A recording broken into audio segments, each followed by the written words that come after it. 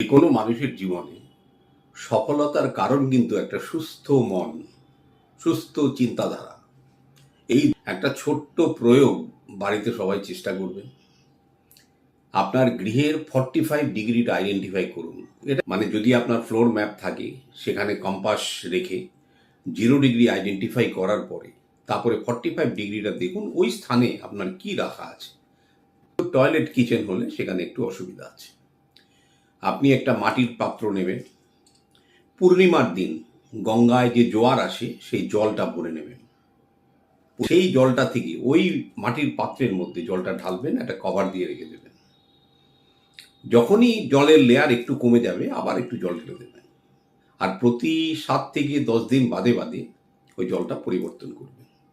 শুধু এইটুকু করে দেখুন, দেখবেন আপনার চিন্তা কত সাবলীল, কত সুস্থ, যা ডিসিশন মেকিং